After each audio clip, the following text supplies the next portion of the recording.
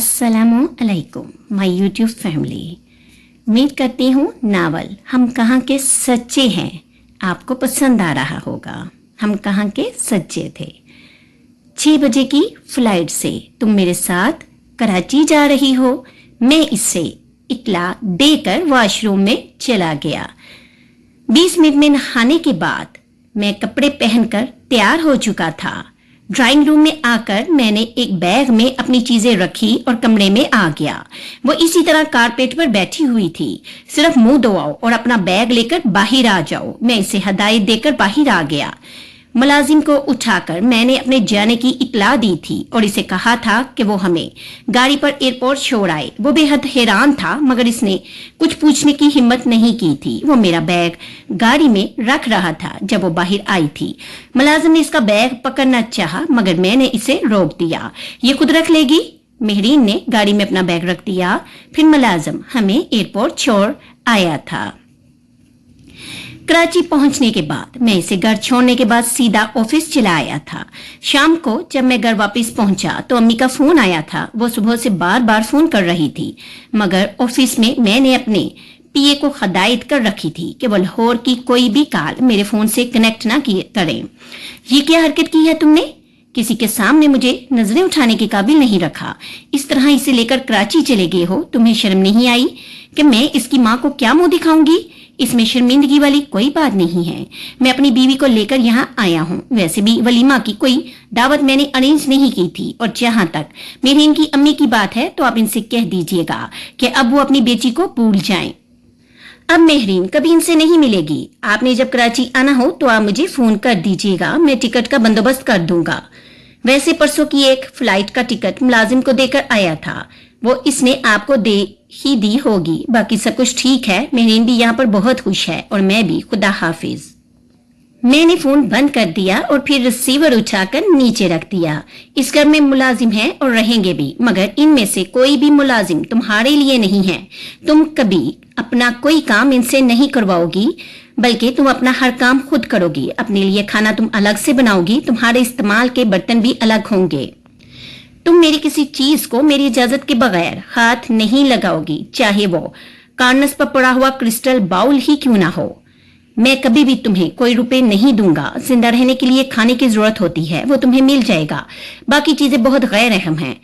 तुम कभी कोई फोन रिसीव नहीं करोगी, चाहे घर में कोई भी हो या ना हो। तब भी तुम फोन के पास नहीं जाओगी। इसने सर झुकाए मेरी सारी हदायत सुनी थी। मैं अपने कमरे में चला आया। हस्बे तवक्का अम्मी जान अगले ही दिन वापस चली आई थी। उन्होंने मुझे बेहद डांटा था। मैंने बड़े पुरस्कून अंदाज में इनकी जार सुनी थी और मुझ पर इसका कोई असर नहीं हुआ था।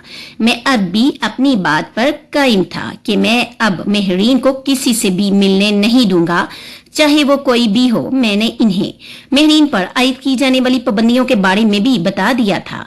वो कुछ देर शौक की कैफियत में बैठी रही। फिर उन्होंने कहा, तुम ये सब करने के लिए इससे शादी करना चाहते थे? हाँ, यही सब करने के लिए मैं इससे शादी करना चाहता था। मैंने कुर्सी पर झूलते हुए कहा, यह सब मेरी वजह से ही हुआ है। मैंने ही इसे शादी पर तैयार किया था। ना मैं इसे इसरार करती ना वो इस जहन्नुम में आती। मैंने इनकी बात पर कुर्सी झूलना बंद कर दिया। आप इस पछतावे से बाहर निकल आइए। वो आपकी बात ना मानती तब भी मुझे इससे शादी करना ही थी, चाहे जबरदस्ती ही सही। और मैं इसके लिए हर हरबा इस्तेमाल करता, चाहे मुझे इसे किडनैप ही क्यों ना करवाना पड़ता। मगर इसे आना अब इस ही घर में था। सो आपके इसरार ने इसे इस जहन्नुम में आने पर मजबूर नहीं किया। इसका किरदार इसे यहाँ तक लाया है और इसे यहीं आना था। असवद, तुम ये सब मत करो। तुम्हें क्या पता गलती किसकी थी किसकी नहीं। तुम बाज आ जाओ। सजा और जजा तुम्हारे हाथ में नहीं है, सिर्फ एक ही बरतरजात के हाथ में है। तुम इंसान हो, अपनी हदूद को जान लो और इसकी ताकत, इसके इख्तियार को अपने हाथ में लेने की कोशिश मत करो। मुझे सब पता है, आप मुझे नसीहत ना कीजिए। कौन सच्चा है कौन झूठा है, किसे सजा मिलनी चाहिए किसे इनाम मिलना चाहिए, इसका फैसला यही होना चाहिए। हाथ का बदला हाथ और सर का बदला सर, ये भी हमारे मजहब में है। मैं तो फिर इसकी जान नहीं ले रहा हूँ मगर माफ कर देने वाला अजीम होता है और माफ कर देना सबसे अफजल अमल है। मुझे अजीम बनना है, ना कोई अफजल अमल करना है। जो अजीम होते हैं और अफजल अमल करते हैं इनका हाल मशल जैसा होता है। कम से कम रसवाई और ज्यादा से ज्यादा मौत, इन दोनों चीजों में से एक, इनका मुकद्दर जोर बनती है।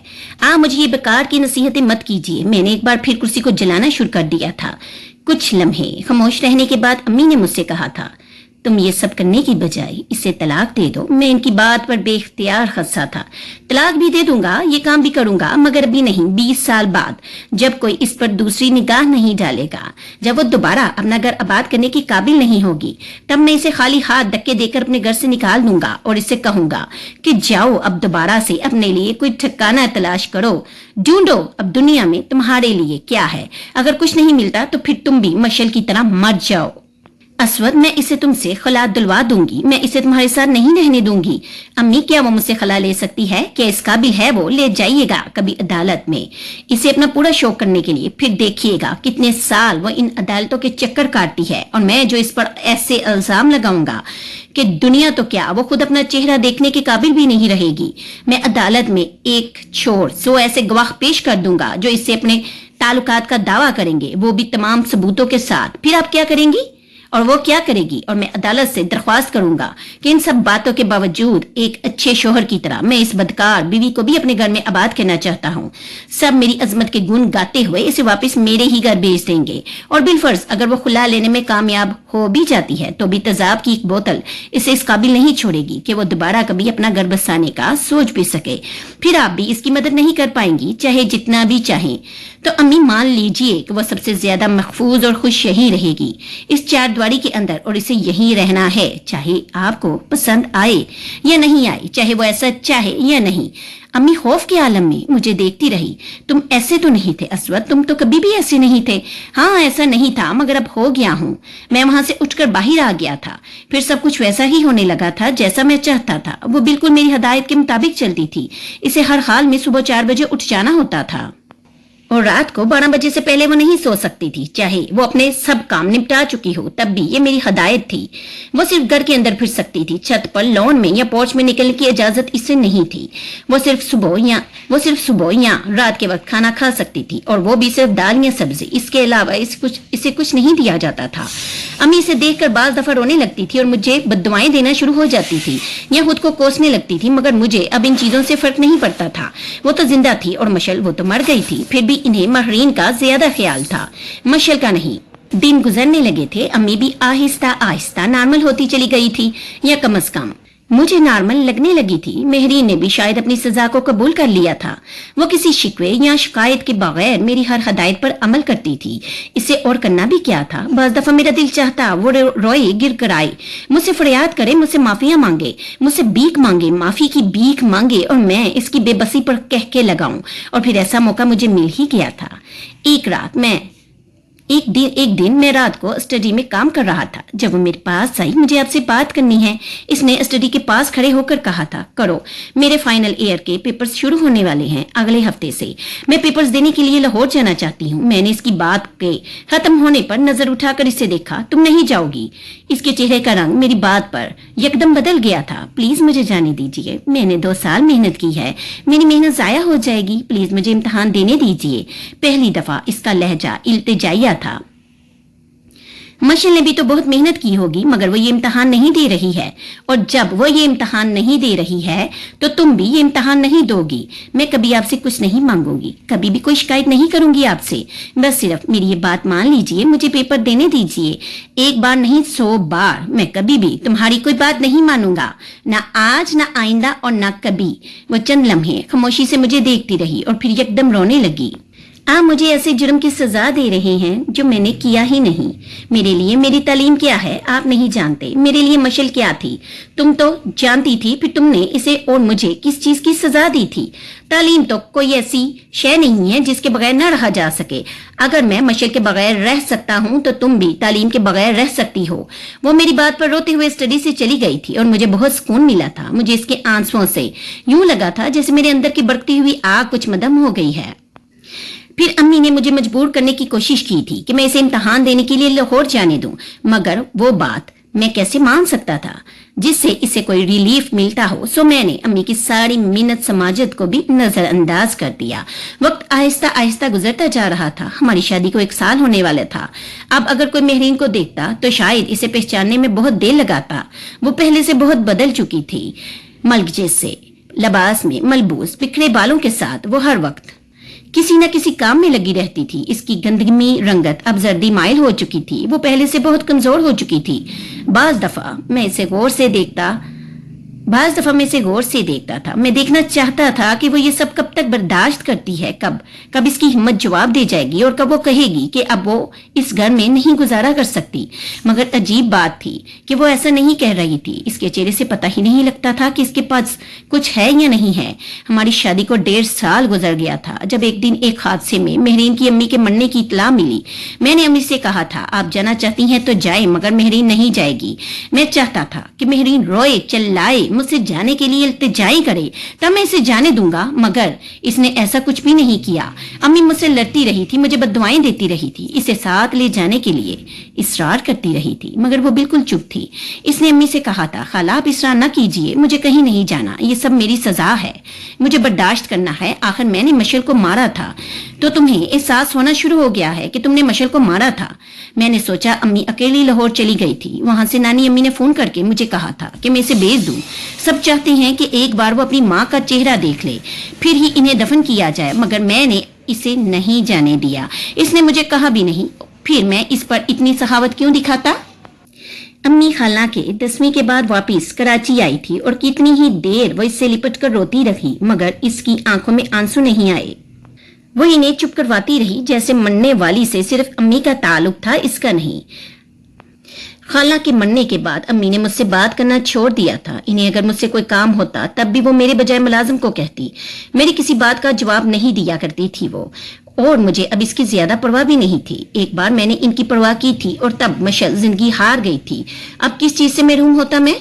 मुझे याद है इस माह जब मैं इन्हें महीने के आगाज में कुछ रुपए देने गया था तो उन्होंने हाथ के इशारे से मुझे मना कर दिया था, नहीं अस्वद, अब मुझे तुम्हारी किसी चीज की जरूरत नहीं है। इस रुपए का मैंने क्या करना है, जो पहले करती थी वही करें। वो कितनी देर बहुत अजीब नजरों से मुझे देखती रही थी। मुझे पहली बार इनकी आंखों से खौफ आया था। उन्होंने अपने तकिए के नीचे से चाबी निकाल कर मेरी तरफ उछाल दी थी। इस अलमारी की ड्रॉ खोल कर देखो, कितना रुपया बड़ा पड़ा है इसमें, ऊपर से नीचे तक तुम्हें नोट नजर आएंगे, मगर मैं इन नोटों का क्या करूं। जो रुपया खर्च कर सकती है वो पैसे पैसे के लिए तरसती है। मैं कोई जेवर, कोई कपड़ा, कोई चीज इसके लिए नहीं ला सकती, तो मैं इस रुपये का क्या करूं। वो अपनी बात अधूरी छोड़कर फूट फूट कर रोने लगी थी और मैं इनके कमरे से बाहर आ गया था। मशल भी तो खुद पर कुछ नहीं खर्च कर सकती, फिर इस पर किसी को तरस क्यों नहीं आता। क्या सिर्फ इसलिए कि वो कब्र में हैं, और जो दूसरों को कब्र में पहुंचा देते हैं इन पर कितनी जल्दी रहम आता है लोगों को। मैंने अपने दिल में सोचा था। वक्त गुजरता गया और गुजर गया। मेहरीन अब बिल्कुल एक मशीन की तरह काम करती थी। अब वो खुद ही पूरे घर का काम करने लगी थी। छुट्टी के दिन वो मार्बल के फर्श को धोने बैठी और घंटों इसी में लगी रहती। अगर चीजों को साफ करने लगती तो बहुत सा वक्त इसी में लगा देती। मेरे जूते पॉलिश करने लगती तो पूरी अलमारी जूतों से खाली करके इन्हें चमकाती रहती। हम दोनों के दरमियान बहुत सरसरी सी बात होती थी, वो भी सिर्फ इस वक्त जब मुझे किसी चीज की जरूरत होती थी, वरना कई कई दिन हम दोनों में कोई गुफ्तगू नहीं होती थी। मैं इससे कोई बात करना भी नहीं चाहता था। इसके पास झूठ और मुनाफिकत के अलावा और था भी क्या। फिर इन्हीं दिनों वो बीमार रहने लगी थी। शुरू में मैंने इस बात की परवाह नहीं की, मगर एक दिन वो सुबह उठी ही नहीं। 7 बजे जब मैं उठा तो वो तब भी अपनी जगह पर सो रही थी। मुझे कुछ हैरत हुई। पिछले 2 साल में ऐसा कभी नहीं हुआ था कि वो मेरे जागने से पहले ना उठी हो, मगर इस दिन वो नहीं उठी। तब भी मैंने इसे आवाज दी थी, मगर कोई जवाब नहीं आया। मैंने इसे कितनी बार पुकारा था, मगर तब भी इसमें कोई हरकत नहीं हुई थी। मैंने इसके पास जाकर इसके मुंह से कंबल हटाया था। इसका चेहरा आग की तरह सुर्ख था। मैंने दोबारा इसे उठाने की कोशिश नहीं की और तैयार होकर ऑफिस चला गया। शाम को जब मैं ऑफिस से आया तो मैंने मुझे देखते ही कहा था, मेहरीन को नमूनिया हो गया है। मैंने किसी रद्द-ए-अमल का इजहार नहीं किया। मैंने डॉक्टर को बुलाया था, इसने कुछ दवाइयां लिखकर दी है। वो कहता है इसे आराम और अच्छी खुराक की जरूरत है। मैं अब भी चुप रहा था। तुम कुछ बोलते क्यों नहीं हो? क्या बोलूं? लाखों लोगों को निमोनिया हो जाता है और वो ठीक भी हो जाते हैं। हाँ, कुछ मर भी जाते हैं, मगर मेहरीन इन लोगों में शामिल नहीं। ठीक हो जाएगी, वो बहुत ढीठ है, इसे तो सिर्फ मानना आता है। मैं ये कहकर ब्रीफकेस उठाकर अपने कमरे में आ गया था। वो अभी भी सो रही थी। मैं खामोशी से लिबास तब्दील करने के लिए ड्रेसिंग रूम में चला गया। जब कुछ देर बाद मैं ड्रेसिंग रूम से निकला था तो मैं इसके पास कारपेट पर सूप का प्याला लिए बैठी थी। वो इससे कह रही थी, तुम पियो, तुम पियो सूप, मैं कौन सा अस्वद से चोरी पिला रही हूँ, इसके सामने लेकर आई हूँ, पियो तुम्हें तो जरूरत है इसकी। मेरा दिल नहीं चाह रहा, मैं सच कह रही हूँ, मेरा कुछ भी खाने को दिल नहीं चाह रहा। वो कमजोर सी आवाज में इनसे कह रही थी। मैं चंद लम्हे खामोशी से इनके दरमियान होने वाली गुफ्तगू सुनता रहा। फिर मैंने अम्मी से कहा था, कोई जरूरत नहीं है आपको सूप के प्याले यहाँ उठाकर लाने की, इसे भूख लगेगी तो ये खुद ही किचन में जाकर खाना खा लेगी। आप इसकी मुलाजमा नहीं है और ना ही ये मर रही है। इसने मेरी बात पर कंबल से अपना चेहरा छुपा लिया था। अम्मी मलामत भरी नजरों से मुझे देखती रही, फिर कमरे से बाहर चली गई। फिर रोज यही होता था, अम्मी इसे खाने के लिए इसरार करती और वह खाना खाने से इनकार कर देती। अगर खाती भी तो सिर्फ वही चीजें जो वो पहले खाया करती थी। हाँ, बहुत खुददार हो तुम मेहरीन, बहुत खुददार हो तुम कहाँ कोई बदनीयती कर सकती हो, बददयांती कर सकती हो, वो चंद फलों की हो या सूप के प्याले की। मगर मुझ पर तुम्हारे इन ड्रामों का कोई असर नहीं होगा। मैं इसे देखकर सोचा करता था, इसे ठीक होने में 1 माह लग गया था और ठीक होने के बाद वो एक बार फिर अपनी रूटीन में वापस आ गई थी। मगर वो अब पहले से भी ज्यादा कमजोर हो गई थी। इसकी आंखों के गिर्द स्याह हल्के अब बहुत नुमाया हो गए थे और इसकी चेहरे की हड्डियां ज्यादा उभर आई थी। इन्हीं दिनों में मुझे अपनी कंपनी की तरफ से अमेरिका जाना पड़ा था। 2 माह के लिए मुझे वहां रहना था और अभी मुझे वहां से आए सिर्फ 1 हफ्ता हुआ था कि मुझे अचानक अम्मी के इंतकाल की खबर मिली थी। मुझे यकीन नहीं आया, मैं तो इन्हें बिल्कुल सही सलामत छोड़ के गया था। फिर इन्हें अचानक क्या हो गया। मैंने फौरन वापस आने के लिए फ्लाइट की तलाश शुरू कर दी, मगर जिस फ्लाइट में सीट मिल रही थी वो 5 दिन के बाद थी। 5 दिन के बाद जाने का मतलब ये होता कि मैं इनका चेहरा न देख पाता।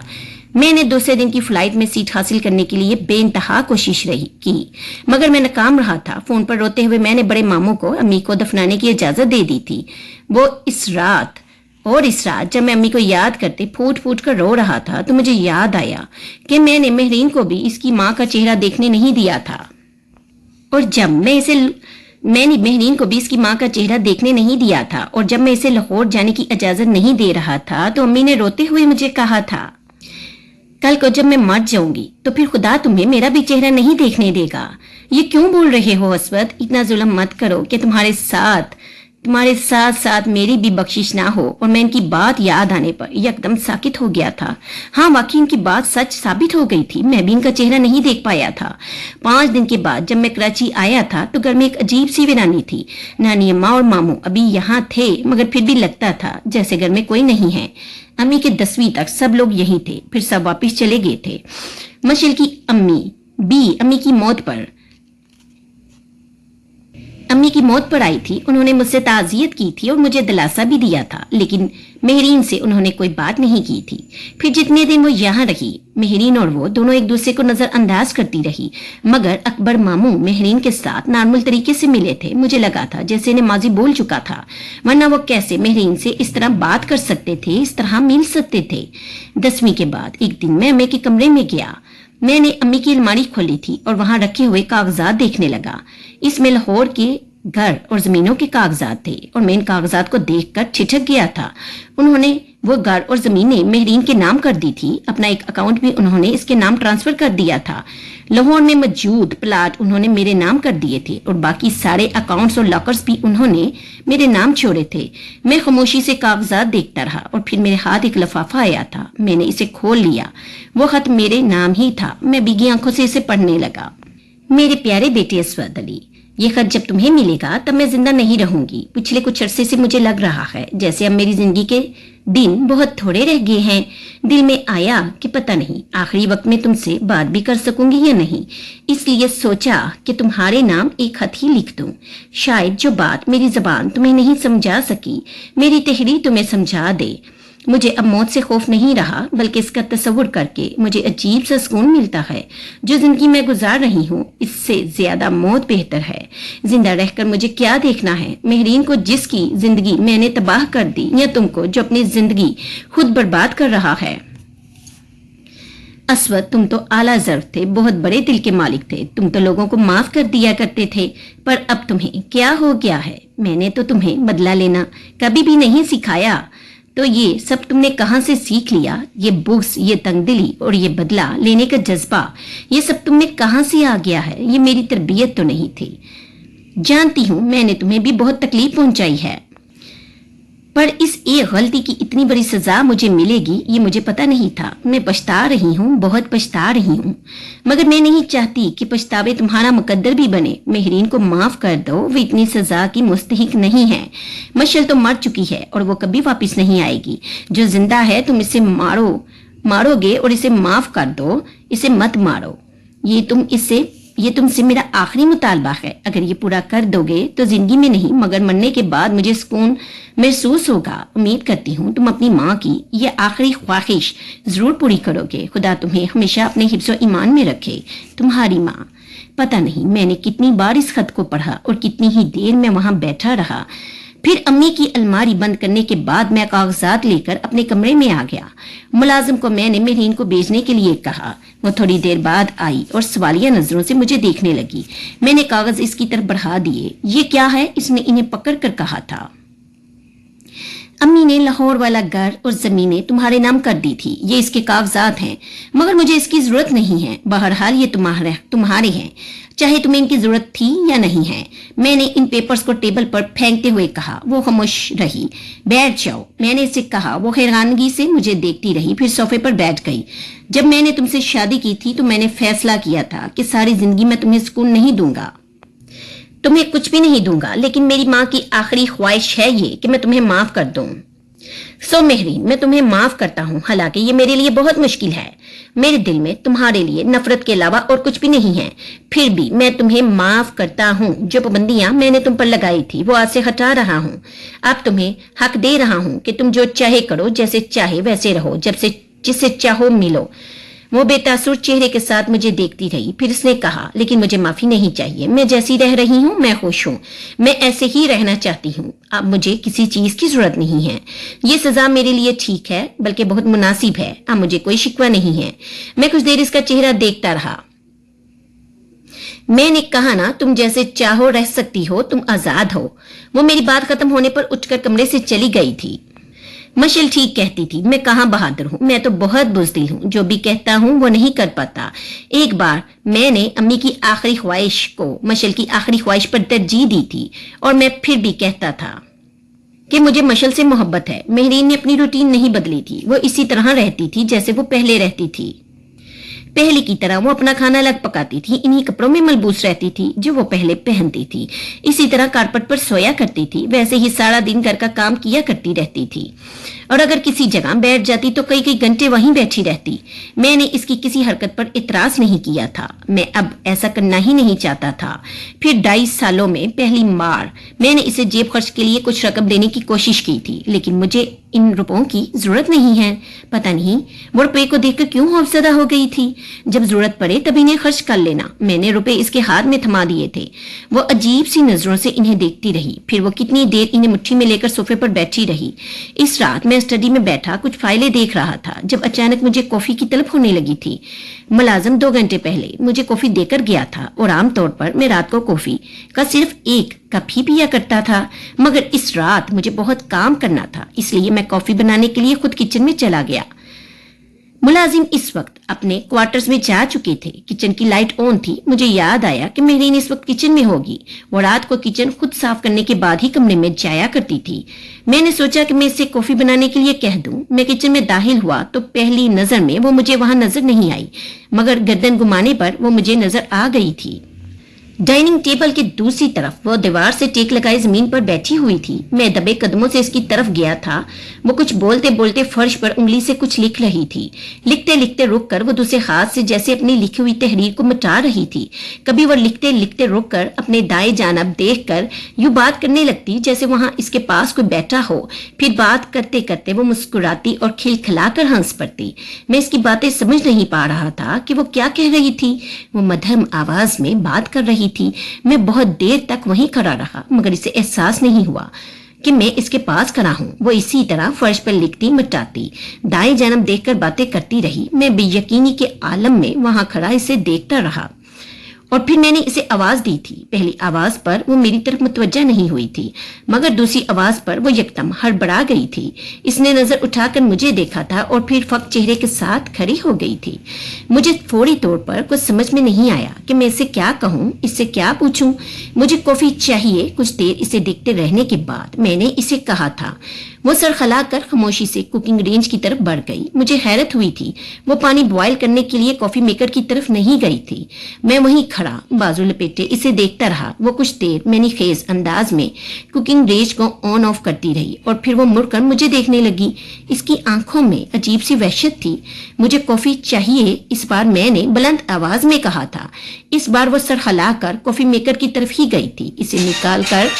इसे निकाल कर वो स्विच बोर्ड के पास लैब पर ले गई थी। फिर कुछ देर तक वो जैसे याद करने की कोशिश करती रही कि इसे क्या करना था।